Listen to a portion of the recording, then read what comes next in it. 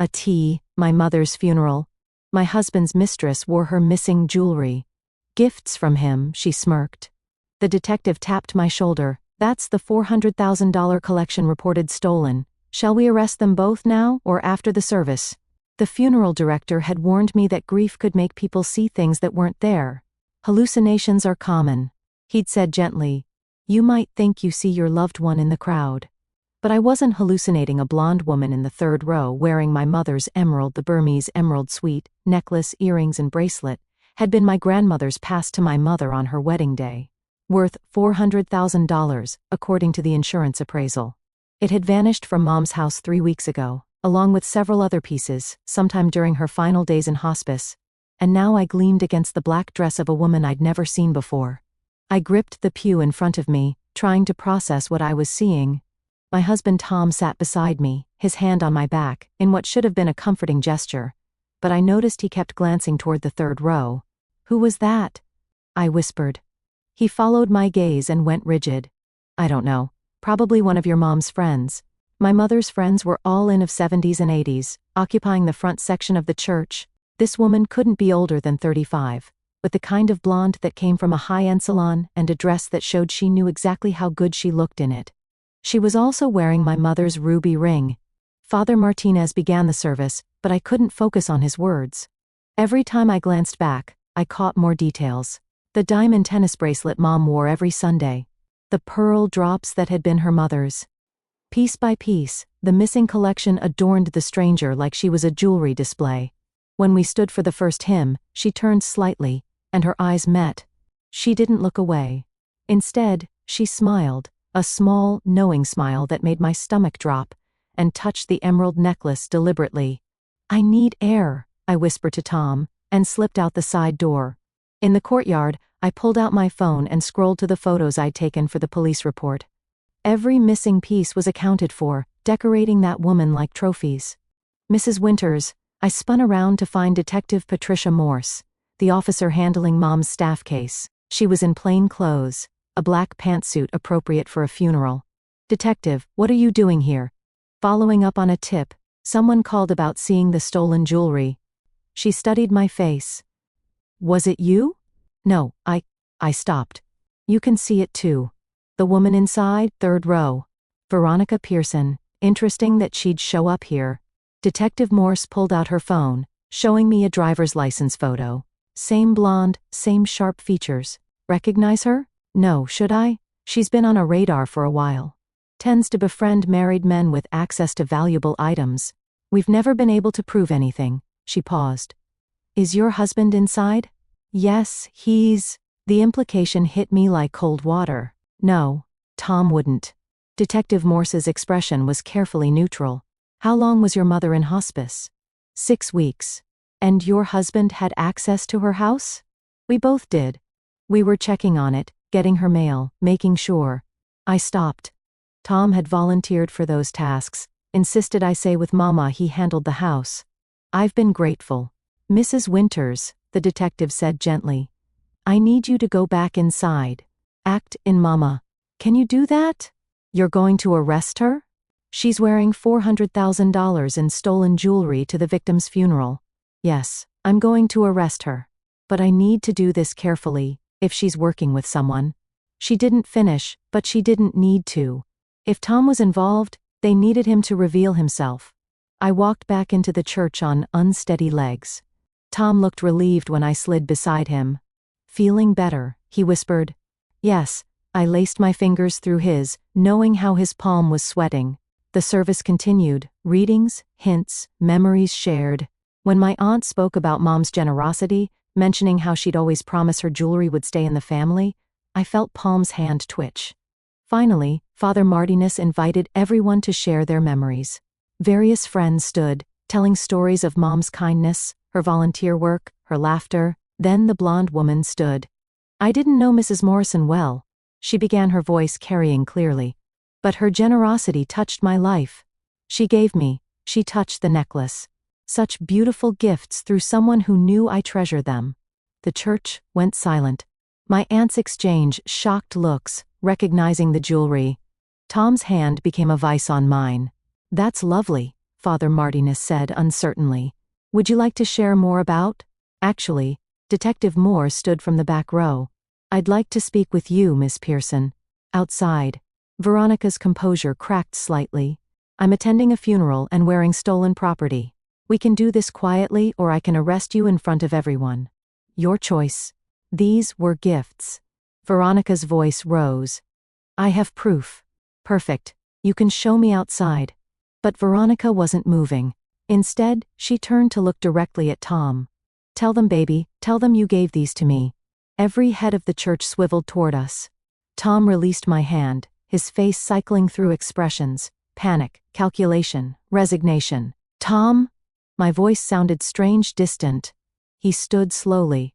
Julia, I can explain. Explain. I laughed, sharp and bitter. Explain how my mother's jewelry ended up on your mistress. It wasn't like that. Your mom was dying. She didn't need. My dying mother didn't need her family heirlooms. My voice rose. So you stole them for your girlfriend. Fiancé, Veronica corrected, holding up her left hand. My mother's 3-carat diamond solitaire caught the light from the stained glass windows. The church erupted. My aunt shouted. My cousin stood. Father Martinez tried to restore order. Through it all, Detective Morris moved steadily down the aisle toward Veronica. Mr. Winters, she called to Tom, I'll need to speak with you as well. I didn't steal anything. Tom protested. I had a key. Julia gave me access. To care for the house, not Robert. Your mom was dying. The jewelry was just sitting there. Veronica deserved. My mother wasn't even dead yet. The words ripped from my throat. You were stealing from her while I sat by her bedside. Detective Morris had reached Veronica, who was backing away. Miss Pearson, you're under arrest for receiving stolen property. He gave them to me. He said his wife didn't care about jewelry, that it would be wasted. I never said that. Tom interjected. No. What about the text where you said she was too boring to appreciate nice things? Or you promised to marry me once you got your share of her mother's estate? I sank into the pew. Around me, my family closed ranks, hands on my shoulders, voices offering support. But I could only stare at Tom, the stranger wearing my husband's face. How long? I asked quietly. He couldn't meet my eyes. Julia. How long? 2 years. 2 years. I thought about all the times he worked late, traveled for business, been too tired for dinner, all the times he volunteered to check a mom's house alone. Detective Morris had cuffed Veronica, who was now crying, mascara running. This isn't fair, he promised. He said once the old lady died. Shut up. Tom snapped. The old lady? My Aunt Margaret, Mom's sister, stood. That old lady was a saint who welcomed you into our family, Tom. She defended you when we said you weren't good enough for Julia. And this is how you repay her. Uncle Robert added, stealing from her deathbed. I want a lawyer, Veronica announced. Good idea. Detective Morris said, Mr. Winters, I needed to come with me as well. Am I under arrest? Not yet. But we need to discuss your involvement in the theft. Tom looked at me desperately. Julia, please. I made a mistake. We can work through this. Work through this? I stood, finally finding my strength. You stole my dying mother's jewelry to give to your mistress. Fiancé. Hoard to her funeral. There's nothing to work through. As Detective Morris let them out, Veronica still protesting about gifts and promises, the church slowly settled. My mother's picture smiled from the front, and I wondered if somewhere she was lacking at the absolute soap opera her funeral had become. Well, Aunt Margaret said finally, your mother always said Tom was too smooth. Guess she was right even at the end. Father Martinez cleared his throat. Perhaps we should continue with the service. We did somehow. My cousin read a poem. My uncle shared stories. We sang Mom's favorite hymn. And through it all, I felt strangely calm. The worst had already happened. Tom's portrayal, the theft, the humiliation. It was all in the open now.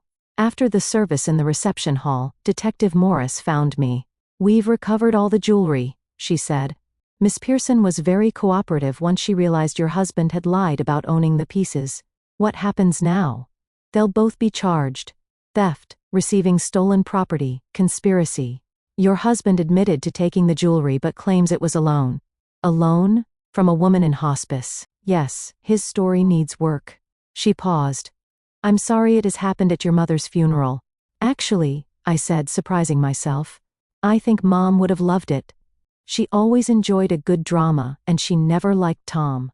This was like her final review. That evening, after the guests had gone and the flowers had been distributed, I sat in Mom's empty house with the recovered jewelry spread before me. Each piece had a story, a history. The emerald suite alone had survived 3 generations. Tom had seen only their monetary value. But Mom had seen their true worth, connections to the women who'd won them before, promises of the women who'd wear them after. My phone had over 50 messages from Tom, and deleted them unread and called a divorce attorney instead. My husband stole from my dying mother to impress his mistress. I told him. That's a new one, he said. But helpful for the divorce. When can you come in? I fingered the emerald necklace, thinking of Mom's last coherent words to me. Don't let anyone dim your sparkle, sweetheart. Tomorrow, I said. I have a funeral to finish today. Later, I learned the full story. Tom and Veronica had met at a conference 2 years ago. He promised to leave me after things settled down. First, after his promotion. Then after the holidays, then after Mom got sick. He'd been stealing from Mom's house for months, small pieces at first, things he thought I wouldn't notice. Veronica, for her part, genuinely believed Tom was rich and generous. She'd been posting photos of gifts from my love on Instagram, which is how Detective Morse had been alerted. A sharp-eyed follower recognized the distinctive emerald suite from a magazine feature about estate jewelry. The trial was swift. Tom pled guilty to avoid a harsher sentence, got 2 years probation, and had to pay restitution. Veronica got community service, and had to return everything. Their relationship didn't survive the first court appearance. Tom's last email to me before I blocked him everywhere was a masterpiece of self-pity. He was the real victim, apparently. Seduced by a younger woman trapped in a loveless marriage, forced to desperate measures. He actually used the phrase driven to it by circumstances. I wore the emerald suite to the divorce proceedings. The judge, an elderly woman with sharp eyes, noticed immediately. Beautiful jewelry, she commented. Thank you. It was my mother's. My ex-husband tried to give it to his mistress. Did he know? She reviewed the papers with renewed interest. The divorce was finalized in record time. I got everything except Tom's debts from financing Veronica's lifestyle. A year later, I wore the emerald suite again. This time to an exhibition of Mom's art collection. Pieces Tom had never known existed, because he'd never bothered to really know her. The charity auction raised $50,000 for the hospice that had cared for her. I still have the Instagram post Veronica made. Screenshots Detective Morse had given me for the case. Blessed by my generous man, one caption read under a photo of her wearing Mom's pearls. The comments from her friends. So lucky. He's a keeper. When's the wedding? Age like milk. Sometimes I wonder if Mom somehow orchestrated the whole thing from beyond. She'd always said Tom would show his true colors eventually. That I just needed to pay attention. She was right, of course. Mothers usually are. I wear her jewelry often now. Each piece of reminder that some things can't be stolen, only borrowed. Love, legacy, the bonds between mothers and daughters, those endure beyond death, beyond betrayal, beyond men who see treasure where they should see trust. And sometimes, if you're very lucky, they lead to justice being served at ephemeral. With a detective's hand on your shoulder, and your mother's jewelry gleaming like evidence in the light of stained glass windows. Mom would have loved that part especially.